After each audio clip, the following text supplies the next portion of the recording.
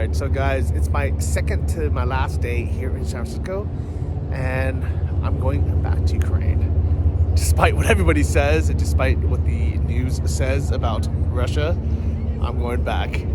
This video, I'm talking about what my experience was like being back in the US after so many years, and how it compares to Kiev. So life in San Francisco versus life in Kiev, and why I decided to go back, even though things seem so crazy there. Thousands of Russian troops conducted military drills using warplanes, naval ships, and ballistic missiles.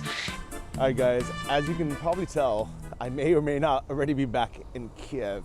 Normally, I would not interrupt a video series and jump from one country to the other, but I've gotten so many messages from people asking, am I really gonna go back, warning me not to go back.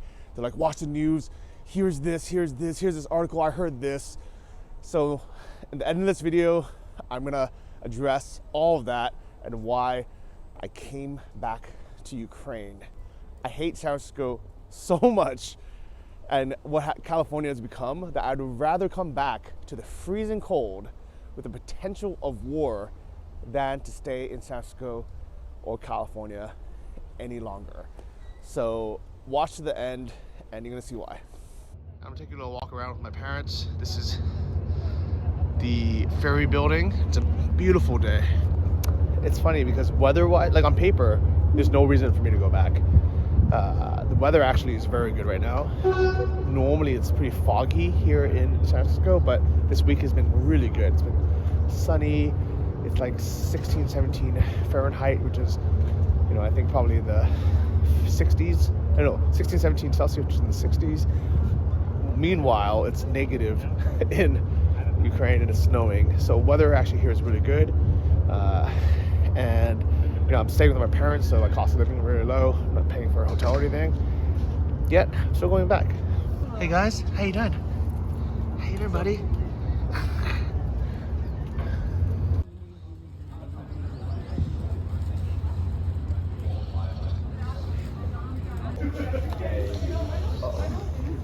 Birds attacking everyone. They want your food. Apparently. Yeah. I put it down for 2 seconds. Yeah. Oh yeah. You can't do that.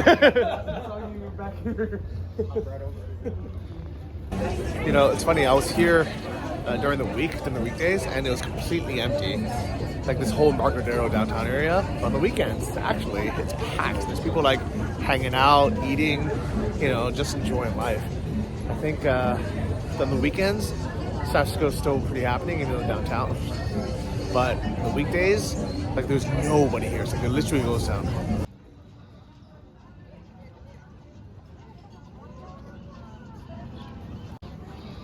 There's people having seafood and drinks here. My parents are hanging out, having a little tea break.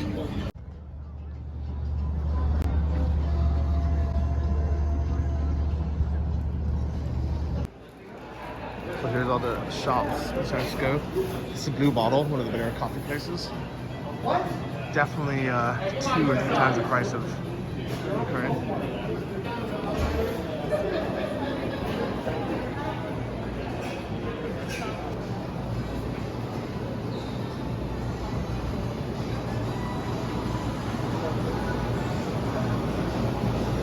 And they buy a box of water for $2.50. The cheapest sparkling wine is like $17.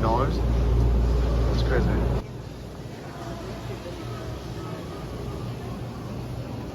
And here's the only produce stand. Sad looking bananas. There's icons over here. They got music. Got this homeless dude here with the solar panels. Look at San Francisco for you guys. It's crazy, guys. Alright, so even though the sun is out now and it's really nice, you can tell I'm still wearing a long winter coat and scarf because actually it gets pretty chilly in the morning, especially the part of San Francisco where we live when the sun's not out. And the worst thing is inside the house is just as cold as outside. So actually I started to get like a little bit of a cold because it was so freezing inside that I just was so uncomfortable. and like literally you have to go outside to warm up. So here's the famous cable car in San Francisco. So somebody locked their bike, but the thief stole the wheels instead.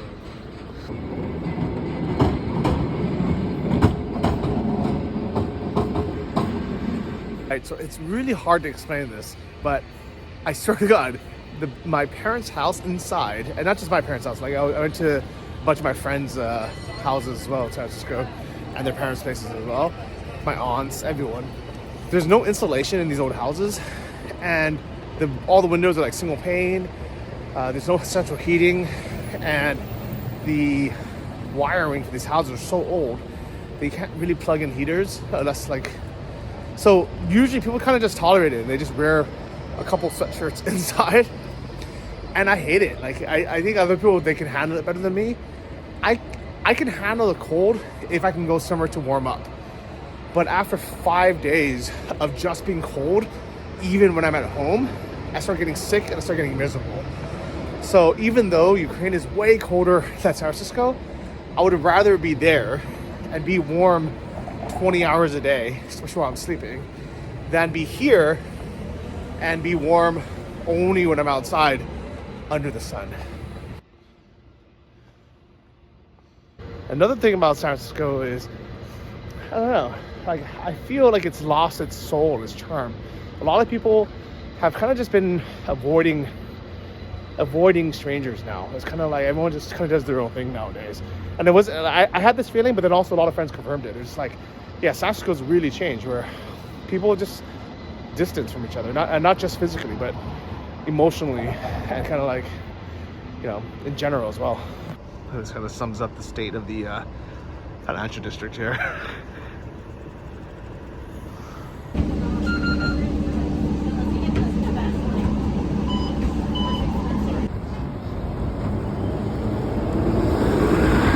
So the reason why there's so many securities and even a cop in front of Louis Vuitton is they got robbed last time by a bunch of people. Smash and grab thieves strike again, pulling off a big heist at the Louis Vuitton store in San Francisco's Union Square. This was shocking but not isolated. Look across the street at this former Jimmy Choo store. Look at the broken out glass, and now look what's in the window, a for lease sign. And the concern is that we will see more signs like this if this keeps happening. The crime was captured on cell phone video around 5:45 yesterday afternoon. 9 people can be seen running out of the Neiman Marcus store in San Francisco's Union Square, carrying expensive handbags and getting away. Shoppers say it is upsetting and makes them feel unsafe. So they have to toughen up the security now. So I just had this really interesting conversation with those cops over there, asking like how San Francisco is, you know, what's going on with the people just robbing every store. And they actually said like it's actually not as bad as people say it is. And you know, it still happens, but it's definitely not as bad as like the media portrays it to be, but also even like what I hear through the grapevine. At the same time, he says, you know, like for example, Macy's probably gets shopped into 20 times a day, and they can't prosecute because if someone is like homeless or a drug addict, the charges get dropped because, you know, these homeless advocates will say like, oh, they're the victims because they're you know, they're drug addicts, and it's like, and it's, you know, so these companies, they don't want the liability even stopping these people because, like, let's say you stop them, they can say that like you broke their arm or something, you know, and it's all stupid, but that's California now. Thefts like this one has forced Walgreens to close 17 stores in San Francisco. Target is now closing some stores early in San Francisco because of thefts. There's definitely a ton of cops just in this one area. The funniest thing is I completely didn't realize, or I completely forgot that I had 3 grams of THC on me, because it's legal here in San Francisco, while I was just like chatting with the cop. But yeah, San Francisco is like a different animal, man. Like it's has its pros and cons, you know. And it's beautiful, lots of history. It's good architecture. On the weekends, it's lively. It's good. It just it has its ups and downs.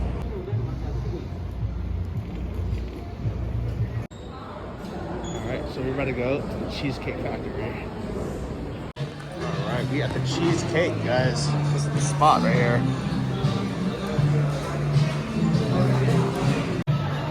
Alright. We're definitely gonna come and have one of these cheesecakes afterwards as well. Reminds me of Vegas, I don't know why. It's like, it looks like Vegas.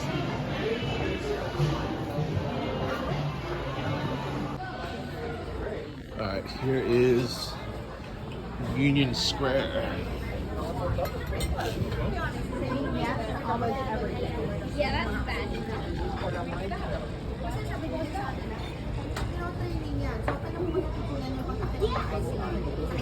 Ice cream.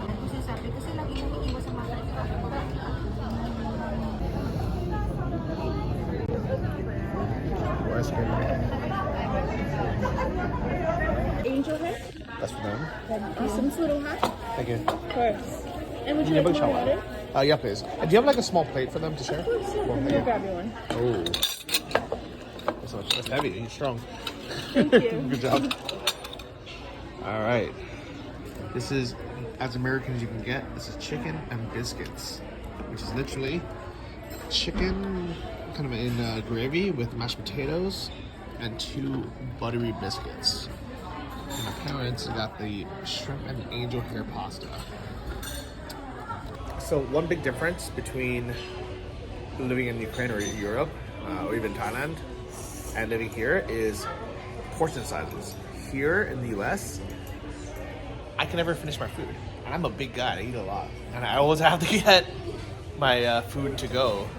But yeah, in Europe, you never do it. It's just like, they give you like normal portions. And this is why Americans are fat, because you're like, there's only a little bit left. You know, might as well just finish it. But then, like, you're eating like 2-3 meals.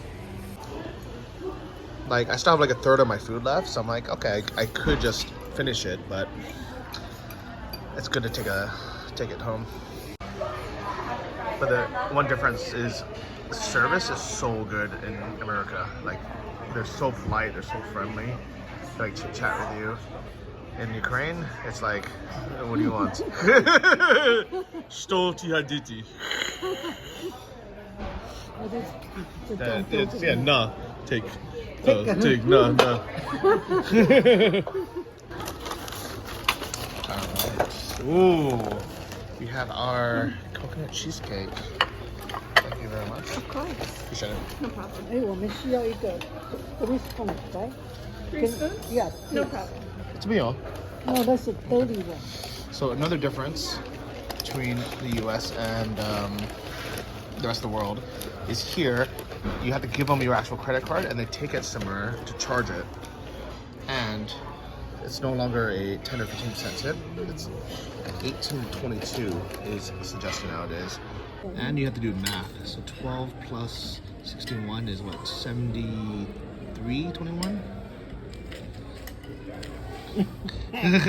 It's been so long that I like lived in the US that it's archaic for me, because in Ukraine they bring this machine to you, and actually all of Europe, they bring this machine to you and you just tap your phone or Apple Pay, PayPass, you know, whatever it is, and then you can add the tip on there too, and it's like, it's so easy. Here, you give them your card, you kind of like hope that they don't go steal it or clone it, then you like wait for them to come back, and then you have to like do the math. Calculate. Yeah, to calculate, like, okay, I mean, I can write the tip, but then like I have to add up what is the total now, and it's like, oh my god, it's so much trouble. I know. Yeah. At least this cheesecake looks good. Hatsuma? Yeah, delicious. Okay, good. Yummy, yummy. Guys, I will say though, god damn, this is good. I haven't had dessert this good in years. I've had a lot of good cakes and desserts, but this is better than anything I've had in years. America knows how to make fatty, sweet, bad for you things.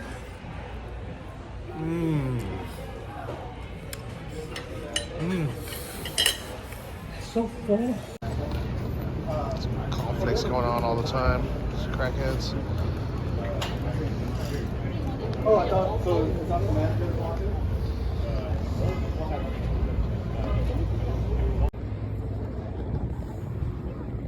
If you're wondering what's happening here, these girls acquired a handbag Louis Vuitton somehow, and they were trying to verify if it's real and if they can return it or not and get money back.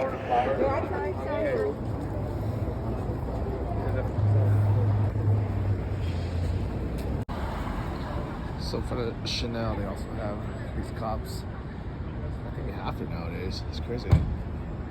So there's still a lot of homeless in San Francisco, but because there's less tourists downtown, a lot of them moved because there's no longer money to be collected. So another difference is here, the trains come every like 10 or 20 minutes. You know, in Ukraine, the trains come every 4 minutes. It's like you never wait. You basically just, there's always a train.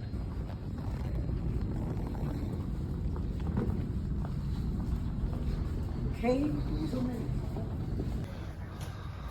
The only convenient thing is you can take all 3 or 4 trains from one station.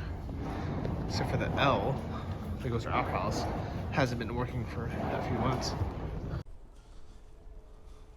So it's funny that a lot of people were upset that I didn't address why I went back to San Francisco in that first video. But honestly, I didn't even think about escaping Ukraine or escaping the potential of war. I told you guys in the last video that I made about a month ago what my plan was, and going to San Francisco was literally just a short trip to see my parents and to pick up a couple packages. This video has 2 more parts where I'm going to show you, you know, kind of a little bit more of the city, another family day out, as well as all my favorite restaurants and things I ate. So I didn't want to make this video. I honestly didn't want to interrupt it because even though a lot of people don't realize this, YouTube isn't live. It takes time to edit and upload videos.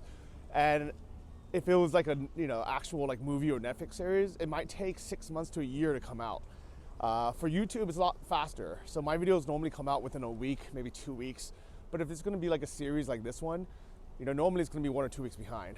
So right now it's January 26th, it's a Wednesday, and the news is crazy in the US. President Biden, shopping today at a small business in Washington, says he may soon deploy to Eastern Europe some of the almost 9,000 U.S. troops he's put on heightened alert.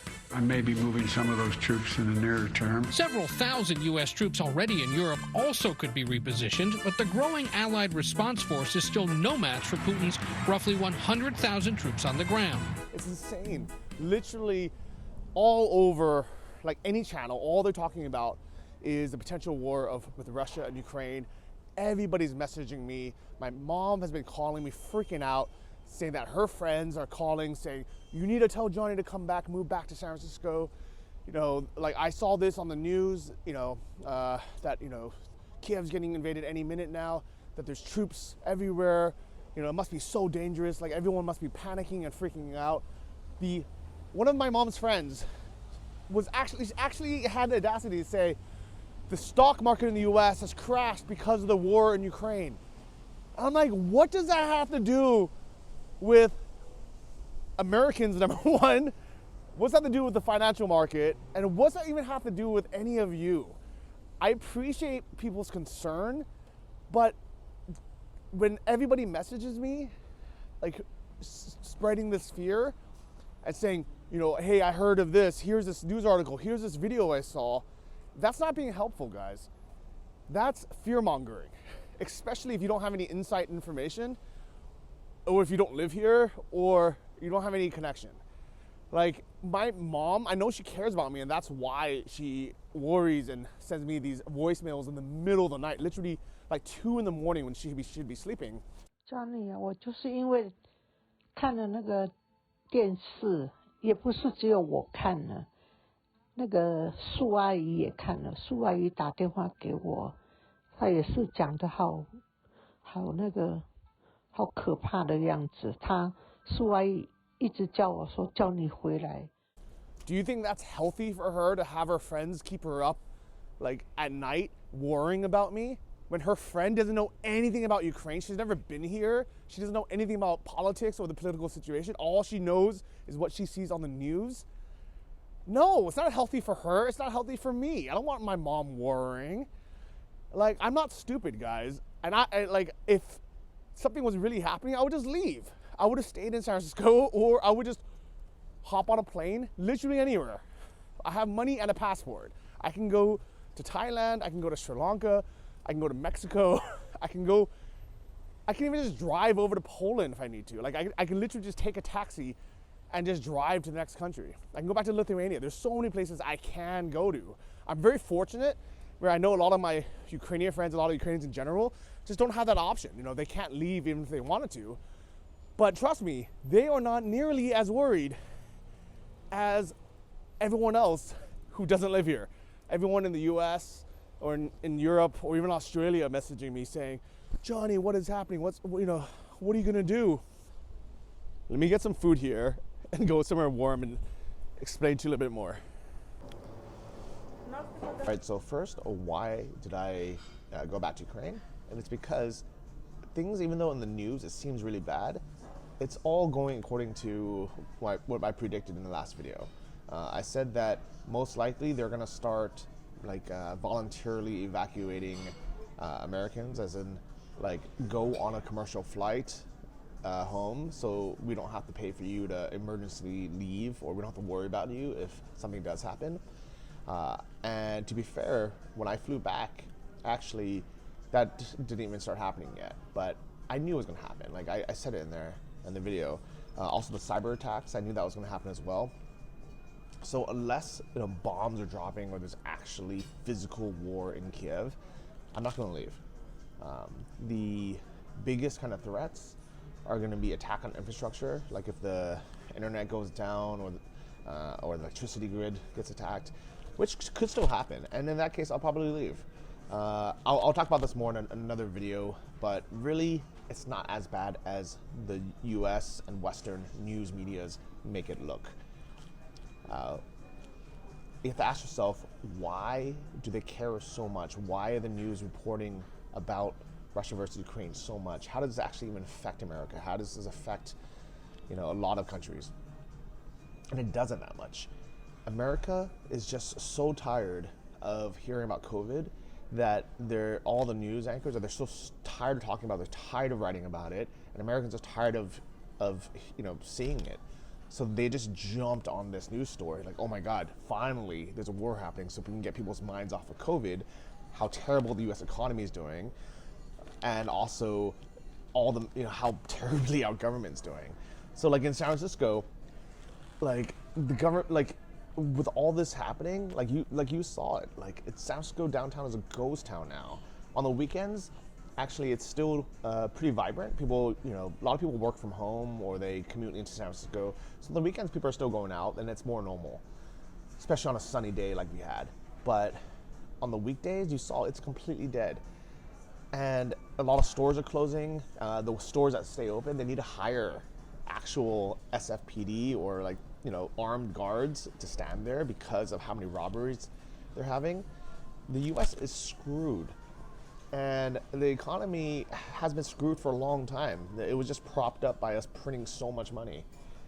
So the media wants, and the US government wants people's attention diverted. So any of you who watch the news and get suckered into getting, this fear, getting worked up, and you lose track and focus on what's really actually happening in your home country, shame on you guys. Like, the best thing I ever did back in 2008 after reading the 4-Hour Workweek is I stopped watching the news. If something actually important is going to happen, first off, I'll hear about it. I'm connected to the internet, I have friends. And then second, I'm not going to just read the headlines and titles and be like, oh my God, there's panic. Let me call everyone I know and message people I don't even know and tell them to panic as well. Like, it's so silly. Like, I'll do my own research and I'll talk to people who actually have inside information or some true insights on what's happening. Most people don't even really know why Russia and Ukraine are having this war or this conflict. It's much more complicated than you guys think. And at the end of the day, Russia doesn't want to occupy Ukraine, and they can't. Ukraine is way too big and has too many allies. It's complicated. I'll get into that in another video. But the chances of war coming to Kiev are very small. For sure, it's less than 5%. It might even be 1%.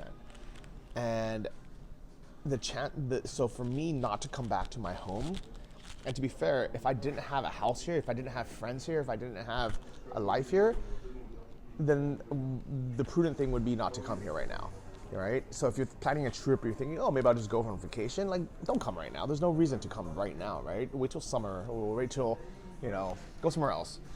But because I have a house here, I have my friends here, I have a life here, if I don't come back, I have a 100% chance of me missing out on enjoying life, living life.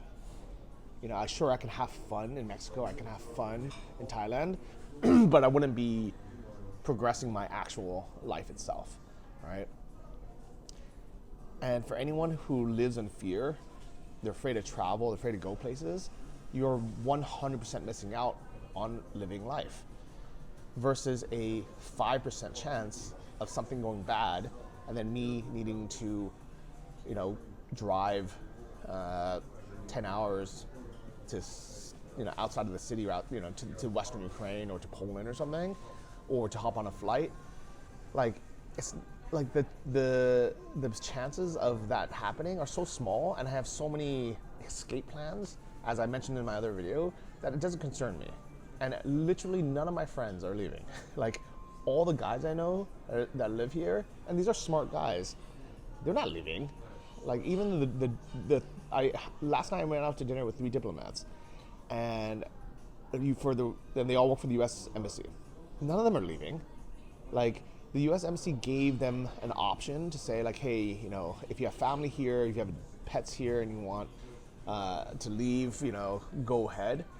The family, the family mandatory has to leave because there's not really a reason for them to be here, and it's really complicated to evacuate, family with kids and pets, if something does happen. So just to make things easier and also to save money, they said, like, just go now. But the actual staff that are actually working in the embassy, they're also here, and they're not worried, right? Obviously everyone is thinking about it because we get all these messages, but they're not worried enough to actually leave, right?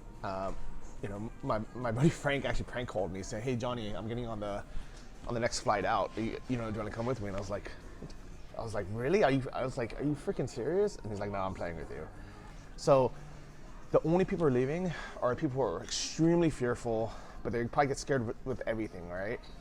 Or they have like children or pets and stuff, and they just like, and it complicates things more. But anyways, that's it for this video.